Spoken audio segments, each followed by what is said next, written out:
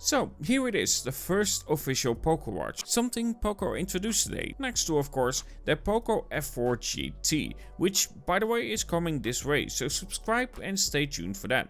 But let's talk about my impressions of the Poco Watch. And to begin with, let's start with unboxing, which of course comes in this brighter yellow Poco color box. First off, you of course are greeted with the watch itself, and you can see a square design, and it's very compact. That's the first thing that I've really noticed.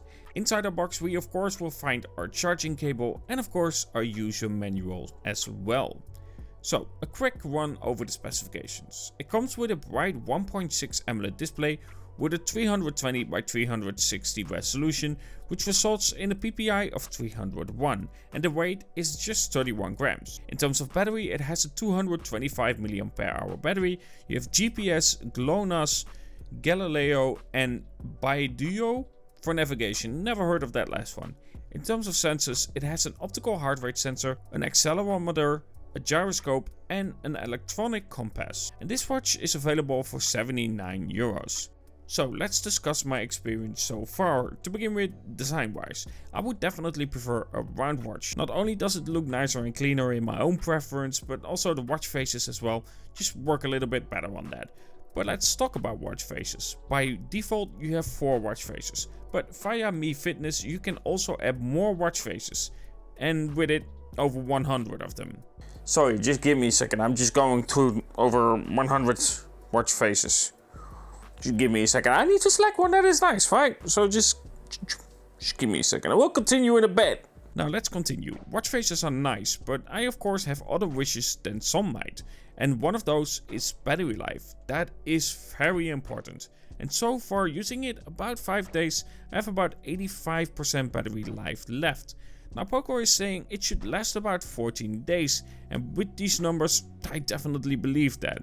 This is by the way with me having the always display off. I just prefer race to wake up. Saves battery life and it works really well. And of course it comes with fitness tracking possibilities here as well. By default you already have plenty of preset options like outdoor, walking, treadmill, trail run, outdoor cycling and so on. But by adding your own, you have more than 100 fitness modes if you wish to be very specific about what you are tracking, and this watch simply allows that. Some other features include of course breathing control, tracking your sleep, music control, notifications, for instance for calls and text messages, but also camera control. However, this last one doesn't work very smooth for me. Overall, this watch is pretty basic and I'm glad with that. With the price around €79, it does what a smartwatch should do, without overdoing it like of course Samsung and Apple like to do. Though I would say I still prefer a round watch over a square one. But for the price and for what it's supposed to do, with great battery life, I can easily recommend a smartwatch like this, to simply allow tracking without having to worry about charging.